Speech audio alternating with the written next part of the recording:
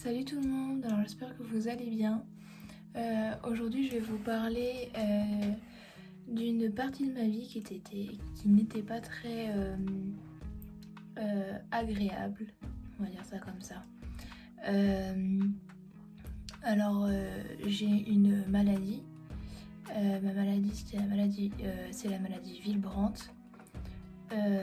Donc au début je vais vous expliquer donc en gros ce que c'est la maladie Willebrand et après je vais vous parler de ce que moi j'ai vécu. La maladie Willebrand est une maladie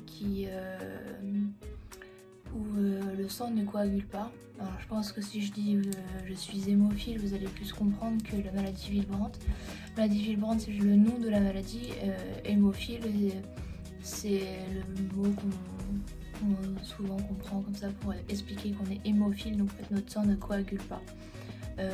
Quand on se coupe, on saigne beaucoup. Quand je me cogne, je saigne beaucoup. Après quand je tombe ou quoi aux caisses, je saigne beaucoup. Ce qui est très embêtant aussi, c'est que niveau médicaments, on est très restreint par rapport aux personnes qui n'ont pas de maladie comme celle-là. Nous, on n'a pas, il y a des médicaments que je n'ai pas le droit de prendre. Donc par exemple j'ai des problèmes de dos et j'ai un problème de circulation du sang au niveau de mon genou, d'un de mes genoux. Alors c'est rigolo parce que j'ai le sang qui est très fluide et là j'ai mon sang qui circule mal dans un de mes genoux, donc faut comprendre. C'est un peu bizarre mais bon ça je sais pas comment l'expliquer. Et donc pour quand j'ai mes crises où en fait ma jambe gonfle, je suis très restreint niveau médicaments, donc c'est très compliqué parce que tout de suite en fait faut qu'on est soulagé mais pas comme il faut en fait parce que on souffre. Moi personnellement je sais que les médicaments que je prends me soulagent pas tant que ça en fait, donc voilà. Donc après ce qui est embêtant c'est tout ça, quand on se cogne ou même quand on fait du sport ou voilà quoi, c'est embêtant. Mais on est suivi donc tous les moi personnellement je suis suivie, j'étais suivie tous les ans et maintenant c'est tous les 2 ans, donc j'y vais l'année prochaine en 2022.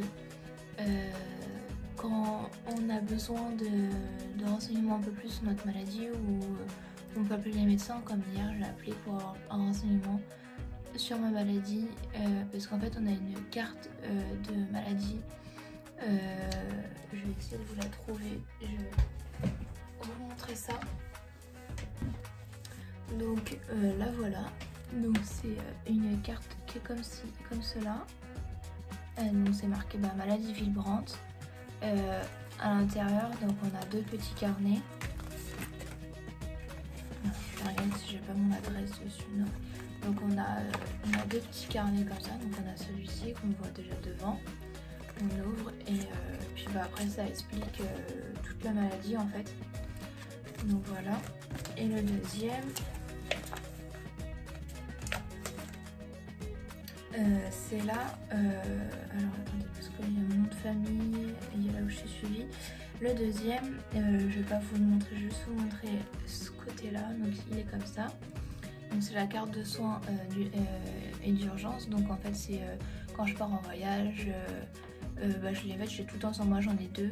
J'en ai une qui est dans mon sac et une qui est chez moi au cas où, que si je perds l'autre, que je sais où est celle-ci quoi. Et en fait c'est marqué donc le type de maladie que j'ai. Donc il y a plusieurs types, il y a le type 1, type 2 et d'autres types. Moi apparemment je suis un type 1. Mais quand on regarde quand je regarde sur internet, sur des forums qui expliquent la maladie Willebrand, quand je lis mes symptômes, parce que j'ai des symptômes, mes symptômes, quand je lis, tous mes symptômes sont dans le type 3. Et quand je lis le type 1, qui est normalement celui que je suis, je ne revois pas en fait tous les symptômes que j'ai. Donc c'est pour ça aussi j'ai appelé l'hôpital que je suis suivie, aussi pour savoir ça et pour savoir d'autres choses personnelles. Et donc pour l'instant je suis pas aidée parce que les médecins vont me rappeler pour en parler avec moi. Donc voilà. Après tout ce qui est quand on est hospitalisé et tout ça, moi tout de suite j'ai les réflexes de dire que j'ai une maladie. Donc je dis la maladie, j'explique, je dis juste que j'ai mon sang qui ne coagule pas, que j'ai des médicaments que je n'ai pas le droit de prendre. Donc je dis le principal en fait. Et puis après eux ils se renseignent, où je leur dis je leur dis le nom de l'hôpital où je suis suivie. Donc je suis suivie à Trousseau à Tours.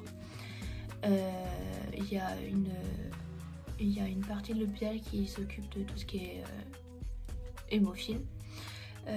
Et donc voilà, on est suivi par 3 médecins, donc on voit un des 3 à chaque fois.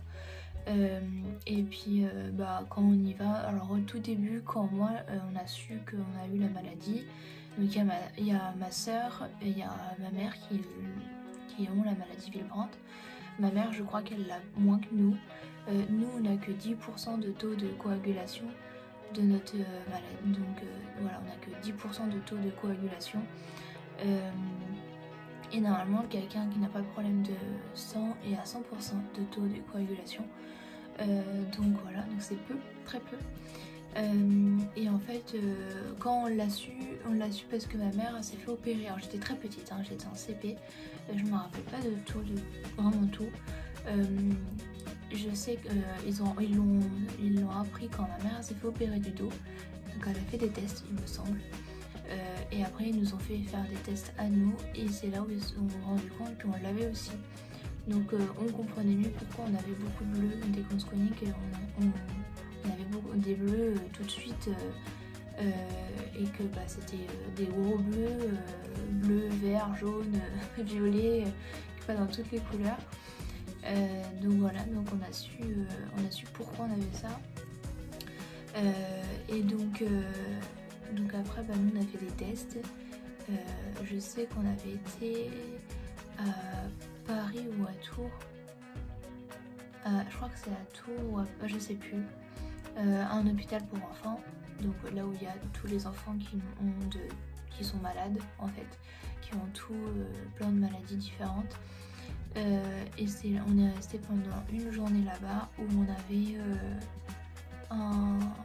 alors je sais pas du tout ce que c'était le produit, je m'en rappelle pas, mais je sais que j'avais un cathéter dans le bras et que je l'avais pendant toute la journée. Je m'en rappelle parce que j'ai vu des enfants malades et j'ai vu une petite fille malade et ça m'a tout de suite choquée.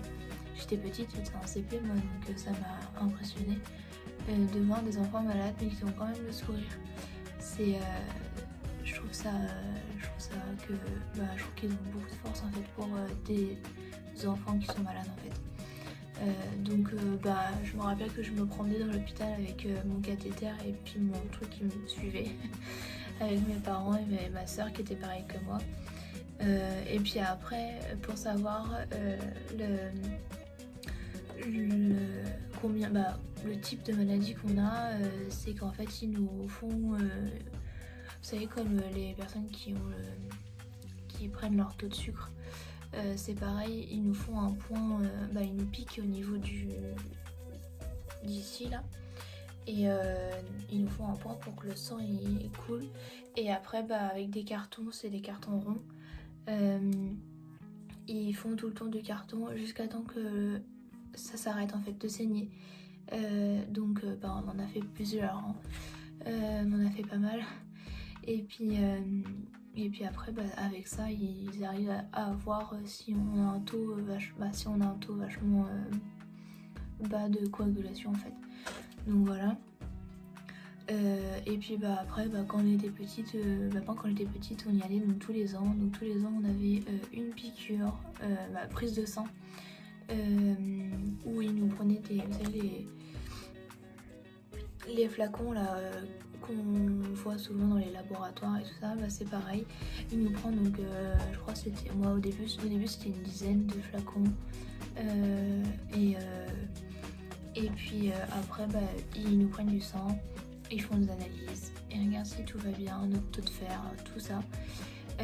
Après, en grandissant, je suis une fille, donc j'ai mes ragnagnas qui arrivent, et donc bah, c'est compliqué, très compliqué, parce que je saigne beaucoup, beaucoup.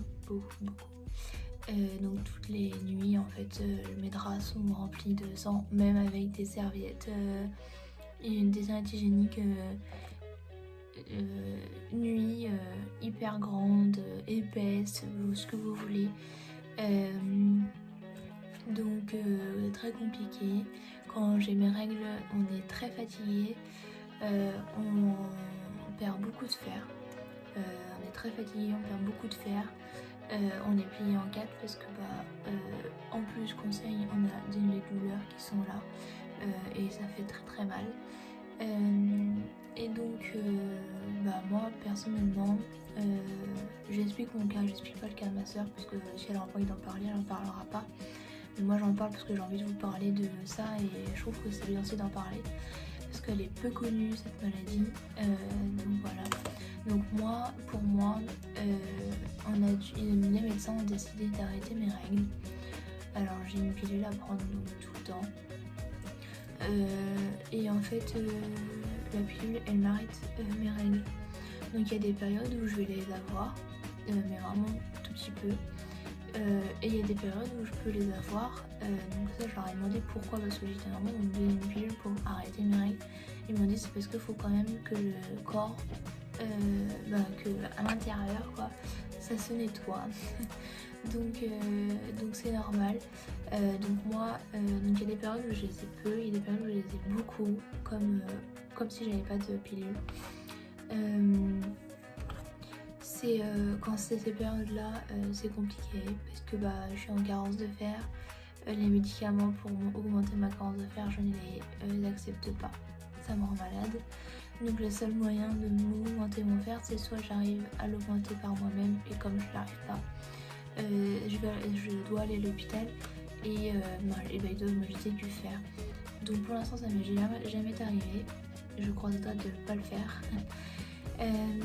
Et donc voilà, donc là personnellement ça fait un petit moment que je les ai pas eus, ou je les ai eus là il n'y a pas si longtemps que ça, vraiment un tout petit peu, quelques jours. Donc voilà, donc franchement quand c'est ça c'est génial parce que en fait j'ai les douleurs sont là, je sais qu'ils vont arriver, les douleurs sont là, mais je saigne pas des masses quoi, je saigne quelques gouttes, que d'habitude je saigne mais à donf quoi, excusez-moi de vous le dire, mais quand j'avais mes règles sans ma pilule, quand j'avais mes règles et que j'avais pas ma pilule, j'avais des caillots de sang en fait. Donc dès que je bougeais, je saignais beaucoup et j'avais des caillots de sang. Des fois j'étais bloquée dans ma douche parce que je saignais trop. Je pouvais pas sortir de ma douche tant que ça s'arrête pas en fait. Donc voilà. Donc après maintenant on a géré le truc, donc j'ai ma pilule et tout. Après si je veux tomber enceinte, ma pilule me protège pas. D'être enceinte ou non, donc je peux tomber enceinte même avec ma pilule, mais je le ferai pas parce que pour l'instant je suis jeune, et puis après moi je veux faire les choses correctement. Donc si je veux tomber enceinte, j'en parle avec les médecins qui me suivent, donc à Trousseau, et je vois avec eux, je leur dis que je vais arrêter ma pilule, que je veux tomber enceinte machin et tout, puis on arrête la pilule, puis après tout arrive quoi. Après tout ce qui est niveau grossesse, je vous donne l'exemple, je vous dis ce que j'ai su. En fait quand les femmes qui ont la maladie vivante n'ont pas le droit d'avoir de péridurale, parce que c'est apparemment un danger pour nous. Et s'il faut qu'on fasse une césarienne, c'est une césarienne endormie complet. En cas où si on fait une hémorragie, parce que normalement même si parce qu'en fait avant qu'ils nous endorment, ils nous injectent du facteur Wilbrandt. Donc c'est en fait c'est ce produit qui va nous aider, qui va aider notre corps à coaguler, donc à cicatriser. Donc voilà, moi j'en ai, il y a pas longtemps que ça, je me suis fait opérer de mon oreille.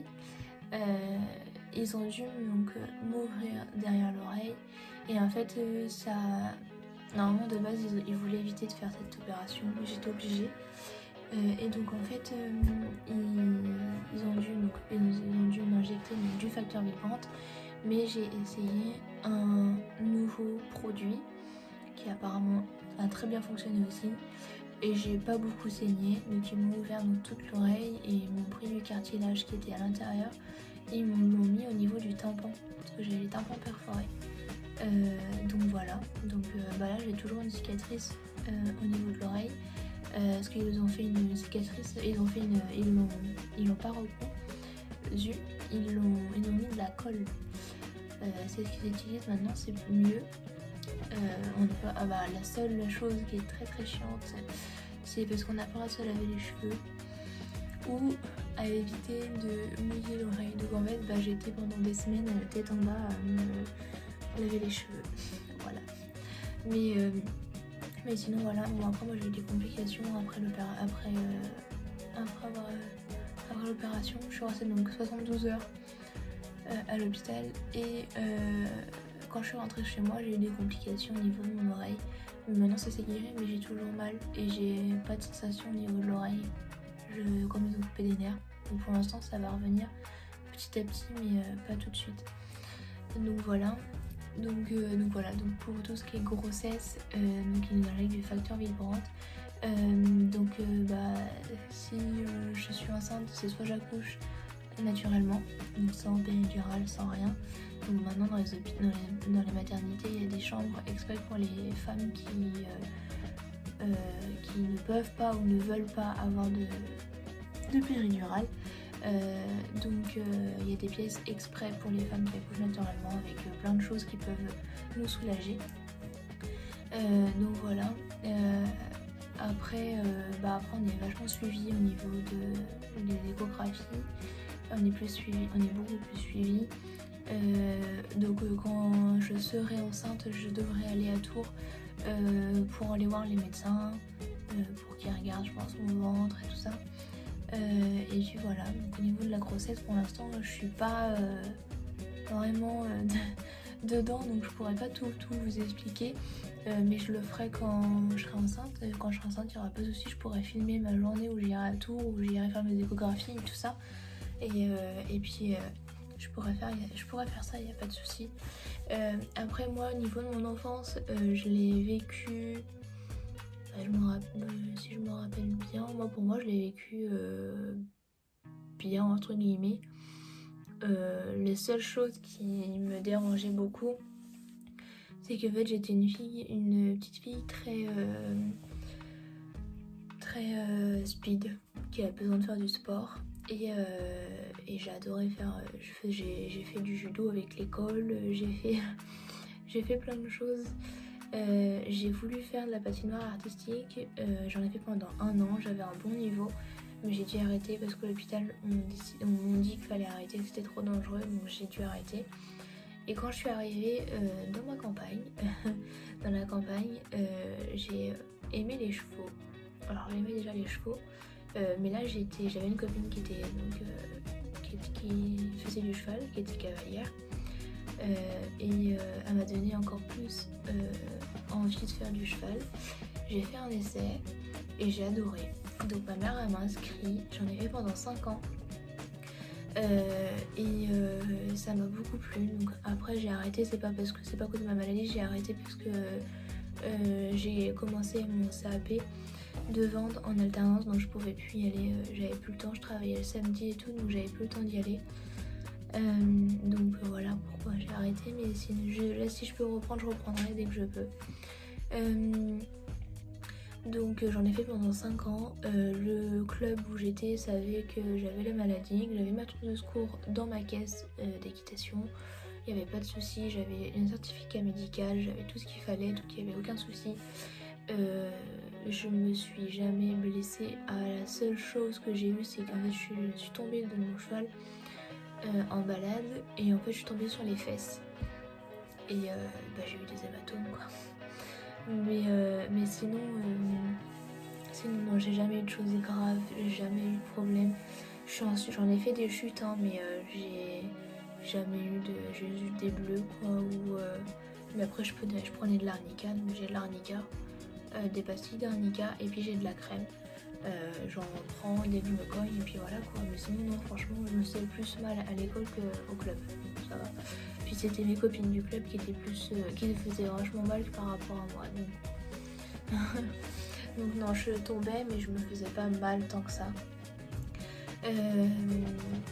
Donc voilà, donc après moi je sais que je l'ai dit au médecin à Tours que je faisais de l'équitation, que je n'arrêterais pas l'équitation parce qu'il me dit d'arrêter l'équitation parce que c'est quelque chose que j'aime. Il y a peut-être un danger que je risque peut-être ma vie, je sais pas, mais je risque quelque chose si je continue, mais je continuerai quand même parce que j'aime ça. J'ai pas envie d'entrer dans une bulle chez moi, dans une bulle à pas bouger et à faire aucun sport. Donc parce que même si je vais dans mon jardin, je peux me faire mal à tout moment, tomber de la balançoire ou peu importe quoi.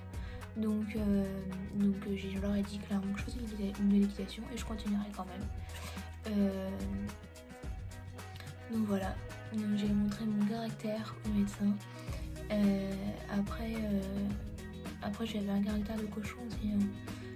Mais non, en fait, c'est pas parce que j'ai une maladie qu'il faut que je me mette. Je leur ai dit, c'est pas parce que j'ai une maladie qu'il faut que je me mette dans une bulle. Je suis une petite fille, je veux vivre comme une petite fille normale.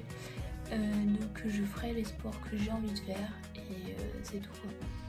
Donc j'en ai fait plein de sports. Après j'ai pas fait que des sports dangereux. J'ai fait de la patinoire artistique, j'ai fait de la danse quand je suis arrivée dans ma campagne là où on est. J'ai fait du djembé, donc c'est un tam-tam. Et j'ai fait de l'équitation et c'est tout. Donc non, j'ai fait du sport. Maintenant je fais plus de sport. J'en fais chez moi un petit peu, vraiment rarement. Je fais un petit peu de vélo avec mon copain, mais vraiment rarement. Mais non, dès que je peux reprendre l'équitation, et j'ai le temps de reprendre l'équitation, je le referai. Mais voilà, après sinon j'ai vécu une enfance très bien. Je gérais ma maladie très bien. Les profs savaient que j'avais la maladie, savaient que je savais gérer ma maladie. Je savais quoi faire. Donc il n'y avait pas de souci là-dessus. Les seuls moments où je me suis vraiment blessée à l'école, ils ont appelé mon père pour venir me chercher parce que j'étais tombée sur mon genou et mon genou gonflait de trop et on n'arrivait pas à diminuer le gonflement même avec l'arnica, le glaçon et la crème. Donc là il est dû venir me chercher et tout. C'est la seule fois où j'ai eu ce problème là. Mais sinon non, j'ai pas... je savais gérer quoi, je tombais, je savais quoi mettre, je mettais mes compresses. Donc on a des compresses, c'est pas les compresses blanches qu'on voit d'habitude, c'est des compresses qui sont un peu jaunes, toutes sèches, qu'on met sur la plaie. Et moi à chaque fois je me faisais avoir, ça se collait. Et donc quand j'aurais retiré, ça resaignait. Donc il fallait que j'en remette. Donc je le laissais pendant toute la journée et puis je l'enlevais quand j'allais dans mon bain, je le trempais bien ma jambe dans l'eau. Puis petit à petit je essayais de le décoller et puis voilà quoi, ça partait, ça resaignait un petit peu mais je mettais un pansement et puis je suis tranquille. Voilà, après avec ma soeur on avait beaucoup de soucis au niveau des mains, on avait beaucoup de tendinite. Ça fait très longtemps que j'en ai pas eu, donc je touche du bois, hein. J'en ai pas là mais assez, je touche du bois. Mais faut pas que j'en ai parce que c'est chiant. Donc après j'en parlais à mes camarades de classe. Dès que je rentrais dans une école, quand j'ai changé d'école, donc la directrice le savait, mes parents leur avaient dit. Et moi, quand je suis arrivée dans ma classe, j'ai demandé à la maîtresse d'en parler parce que mes camarades doivent le savoir. Parce que si j'ai un problème, si j'ai un problème et que je peux pas marcher pour aller dire que il faut ma source de secours, que mes camarades puissent aller voir la personne qu'il faut et leur demander. Donc voilà, donc je lui en ai parlé, je leur ai dit. Et puis j'ai aidé une petite fille comme tout le monde. Non, franchement, j'ai très bien vécu mon enfance. À part avec les médecins qui m'embêtaient beaucoup pour l'équitation, c'était tout. Et puis voilà. Donc les personnes qui ont cette maladie, j'ai juste un mot à vous dire, c'est elle est chiante. Ça c'est sûr qu'elle est chiante. Mais faut pas se laisser abattre par cette maladie parce que certes ça soigne pas, c'est pas la maladie qui soigne, mais maintenant il faut beaucoup de choses pour connaître un peu plus notre maladie. Elle est peu connue, c'est très embêtant, même pour aller à l'hôpital c'est très embêtant, mais faut pas se laisser aller avec cette maladie là. Les médecins nous disent des choses qu'il faut respecter, il n'y a pas de souci. Et moi la seule chose que j'ai envie de dire, c'est que si vous avez envie de faire vous avez envie de faire du sport, beaucoup aux caisses, faites, parce que on n'a qu'une seule vie, faut vivre notre vie comme on a envie de la vivre. Moi j'ai décidé comme ça. Ils ont dit non pour l'équitation, ils m'ont déjà dit non pour la patinoire artistique. C'était un sport que j'aimais beaucoup et j'avais un très bon niveau. Et quand ils m'ont dit bah non pour l'équitation, j'ai dit non, j'ai dit là je le ferai quand même. Et la preuve, je suis toujours là. Il m'est jamais rien arrivé. Et j'ai vécu mes 5 ans d'équitation, génial. Et donc non, franchement, faut pas se laisser abattre par cette maladie. Elle est peu connue, mais à force elle va être connue. Et puis il faut tout faire pour essayer d'aider aussi les médecins à pouvoir